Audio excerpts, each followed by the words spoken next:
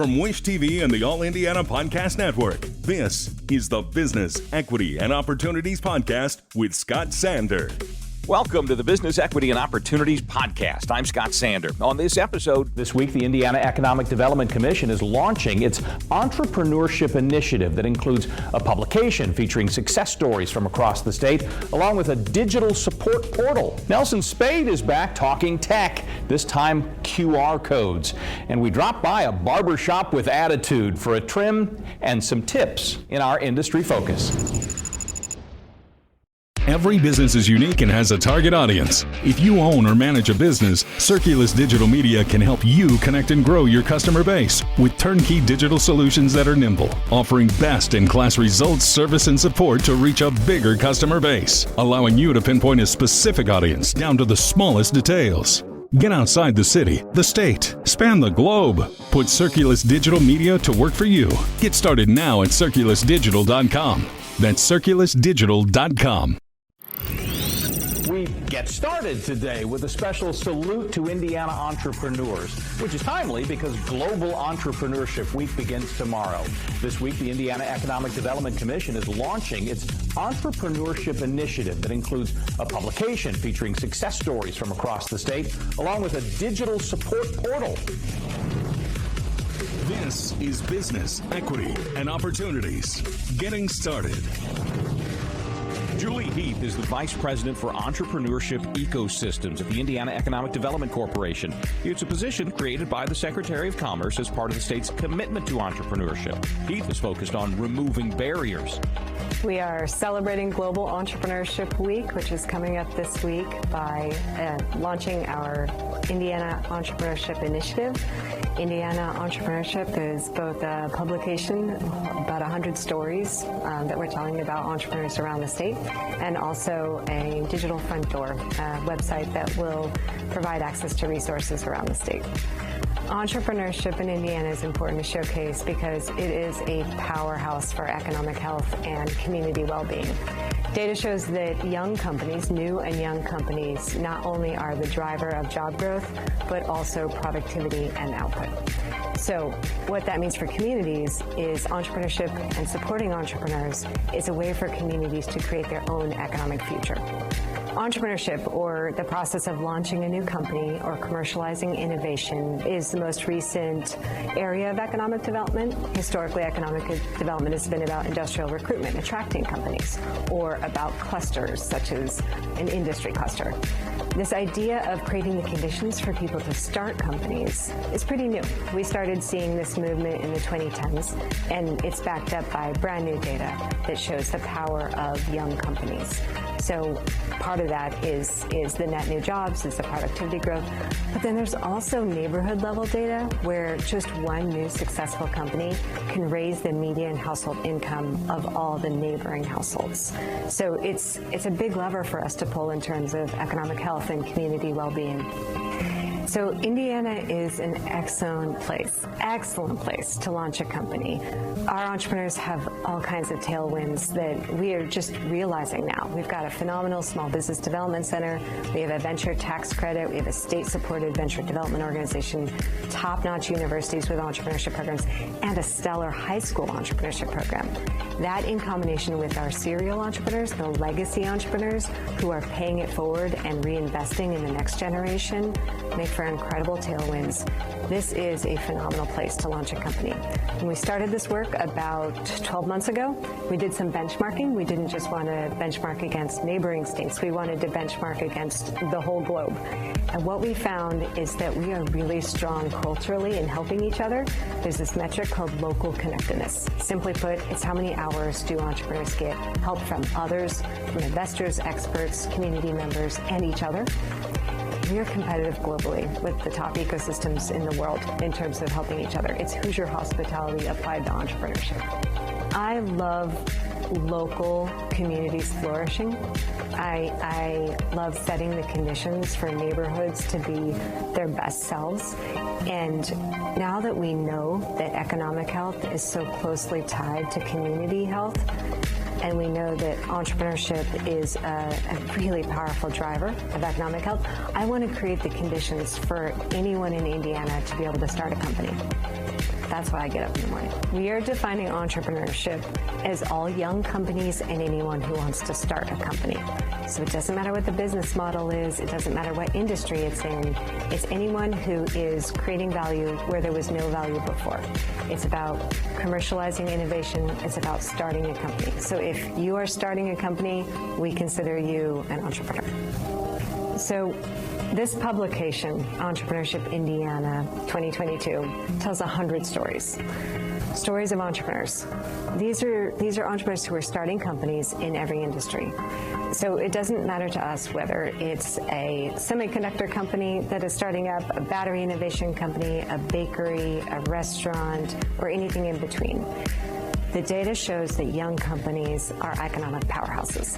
So we are trying to celebrate these stories regardless of what type of business and what industry. If it seems like QR codes are everywhere, well, they are. On screen in newscasts, in products at the store, in the magazines you read, even on the nose of one of the Indy cars that raced around the track this year at the Speedway. The question is, are they right for your business? And if so, how? Nelson Spade has some thoughts on that. General Manager of Circulus Digital Media, Wish TV's full-service digital agency and sister company. Thanks for being with us as always. Thanks for having us, Scott. Appreciate it. Great contributor over the course of business equity and opportunity so far. QR codes are really fascinating, though, and for many reasons. How common are they at this point, this sort of like mid-post-pandemic point we're at? So mid-post-pandemic is a good way to bring that up. It really was accelerated by contactless payment in the heart of COVID. QR codes are not new by any stretch of the imagination. They were invented quite some time ago, but as a resurgence, as a factor of COVID really got them going. And to this point, 2022, coming off the pandemic, nearly half of all Americans are active QR code users, mid 40 percentile range. The interesting piece, though, for business owners is it's growing 10% a year for the foreseeable future. So it's a growing use. A big piece of that is that it's no longer a technical issue to stifle growth. It's really getting people to understand how to use their phone. You think about your phone on your person. Right. Most, if not all, smartphones, the camera is now a full-blown QR reader. So that's really fueling that growth. That's a huge part of it, too, once people just instantaneously can use it. There are still, though, no rules on how people are using it, though there clearly seem to be some, I guess we'd call them best practices, some things that do tend to work. What are some of the things people need to know about? You're right, there's not technically a law-abiding rules for QR codes, but some best practices. What we've been seeing most with our clients and regional clients is the use in mediums where typically there's not much of a trackable expectation. Okay. So they're adapting the fact that in its essence, a QR code is a trackable touch point. So how can you utilize that in your day-to-day marketing? You mentioned the IndyCar, being on an IndyCar. That was quite different, right? I know you mentioned that you're a big track guy. Really cool case study. PayPal did a big rollout of a QR code process for their merchants so that if I'm in a store, I can use the QR code to pay that business owner via my PayPal account. But the touch point, the instigation point was the QR code. It was downloaded by businesses every minute. So there was a hunger there from the businesses. Hunger, and it served a purpose. That's a really interesting case study, and obviously a big scale. Locally, or maybe for our business owners watching today, think about it for simple touch points in your day-to-day action. Maybe it's as simple as something on your direct mail piece where tracking might be a bit more difficult. It might be something in your store for packaging information to learn more about a product. The opportunities really can be endless. And when we talk about trackable, just so I understand it, because I think maybe some of my friends also may be trying to grasp all this, that's basically a way to say you've got an old school mailing. Trackable, the QR code means means that's a way to find out if someone actually looked at that thing that you sent out. Looked at that thing, and then did they engage with you with what you want that touch point to be in the QR code? For example, scan this code for the chance to win a XYZ. Right. Great opportunity for direct mail. Okay, so that's something we've really never had in the past. It's always been like, well, I hope this works. Now it's almost evident. No, this actually works. So what are the trends that you're watching? If there are still things that are not fully developed, what are some of the areas where you see some creative minds maybe making some cool things happen? I'll give three key takeaways. One we kind of just talked about, and that is use in traditional media, print, television as well.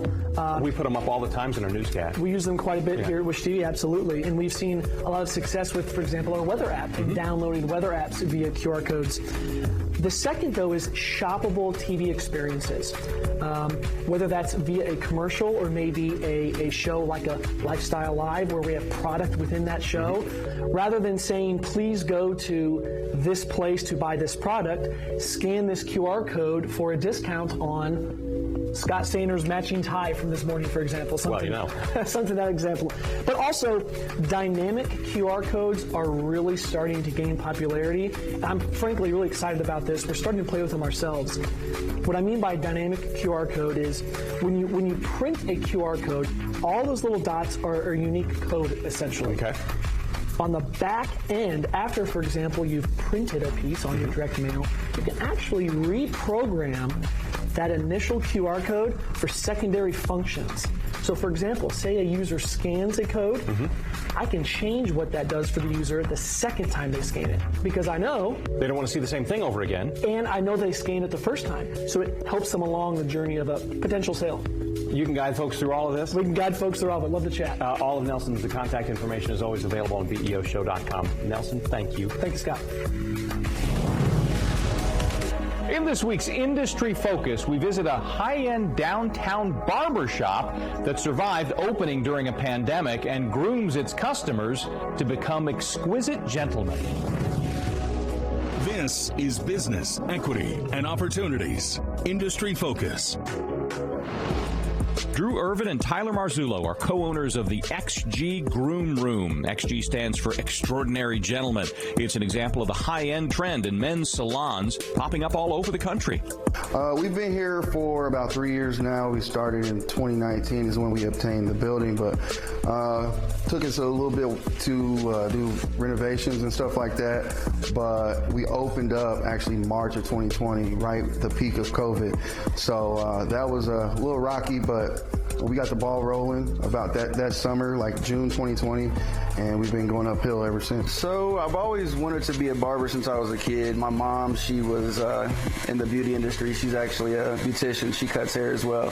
So I've always kind of had my own set of clippers hanging around the house, so I've always, used them to clean up my own hair and my friends. And about 2015, I was in a car accident and I was off work of my current job, and I just didn't want to go back. So I was just trying to think of a way of like, what can I do to not go back to this career that I don't like? And I just, I said, well, I like cutting hair, so let's go for it. And here we are. This is a full-service men's salon, and it's a little bit different than barbershop. We have different services that a traditional barbershop may not offer.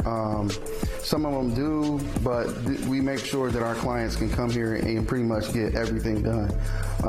From your hair, your nails, your skin, therapy. We offer, barbers, we talk to them about everything. So, it's just one of those places where a man can come and let his guard down, and you can be here all day if you want to. Yeah, well, there's two types of barbershops. I feel like you got your regular barbershop where people just want to come in and get a haircut and be on their way, and then you got your guys who actually, want a high-end experience, and that's one of the main things, that we knew would make us successful in this industry, is because we knew that, there was guys out there that didn't just want a haircut, they wanted a better experience. So we just put that into our vision, and I think that's what really sets us apart from other barbershops. It's not so much that we deserve it, more so than it's necessary for a man to look the part. Your image is important. If you work for yourself or if you are a man of high status, then you are going to, if you got a nice pair of shoes, you need a nice haircut. And that's just the bottom line. These days, with social media and different platforms being more superficial and people just being just paying attention more to the way they look, the men's hair care field has just skyrocketed and it's going to continue to go up. The growth of men's grooming, so at first, yeah, it did just start with a haircut, but now you got guys getting teeth whitening, facials, they get manicures, pedicures, all kind of different stuff. Like I said, they just want to look the part and they want to be the best version of themselves. And then, some married guys, they just want a reason to get out of the house, right? So as long as they can be here all day and make an excuse like, hey, I got the works today, huh? Like I was gone for 3 hours, so they like to come in here and kind of just parlay and kick it and talk. Most of my clients come about every week. Some people come like once every 2 weeks, but they come just to be a part of the atmosphere, the clientele, The vibe in here, the conversation, the connections, I would say is one of the biggest things. We cut a lot of high-end, like I said, high-end people, business owners, cosplayers, big-time photographers, models. So, for instance, I'm cutting a model in my chair and Drew's cutting a photographer. They end up, talking, and that's another reason that we do have the lounge back there. It's just a good way for our clients to network with each other. For men's hair care and skincare products, that is something that in the past wasn't really tapped into. I know you had your aftershaves and your shaving cream, and that was about it. But now you've got waxing, you've got, like the beard wax that they use to curl a mustache up, like all kind of different stuff that guys use to smell good, look good. You got your beard oil, you got your, guys, some people are really into the way their hair looks and lays and feels. It's not just about how it looks, it's about how it feels too, right? So, there's a lot of different variations different products that you can use and that we offer here at XG for our clientele, because we have a very diverse clientele, so we have to keep a big range of products on stock at all times. One of my favorite football players of all time, Deion Sanders, he said, let me see if I get this right, if you look good, you feel good, if you feel good, you play good, if you play good, you get paid good. And that's all that goes through life. I mean, it's all about how you look and how you feel in the morning. A lot of times if somebody's having a bad day, a haircut can change their life. I mean, it changed their day. I mean, it can change their life too, but it can make or break you getting that job. It can make or break you, going on that date with that girl that you really like or whatever, and that can really do something for a man's self-esteem. So how you look is very important. The future looks like maybe a second location here in Indianapolis. I feel like we have a big gravitational pull from the whole city since we are downtown. But if not, somewhere in a surrounding city, Cincinnati, Louisville, Chicago, or something like that. If you want more information about XG Groom Room or to get a haircut, go to our website, BEOshow.com. Learn more about that industry. Our thanks again to all the contributors who joined us for this episode of the Business Equity and Opportunities podcast. We hope you found it enlightening, useful, and inspiring. You'll find more information about the show on our website, BEOshow.com. You can watch Business Equity and Opportunities Sunday mornings at 10 on Wish TV or live stream it through wishtv.com. Each week we provide 7 full segments with topics ranging from how to get started and how to access capital to the day-to-day running of your business and questions about accounting and bookkeeping. We feature business news and trends and always share a success story from one of our contributors.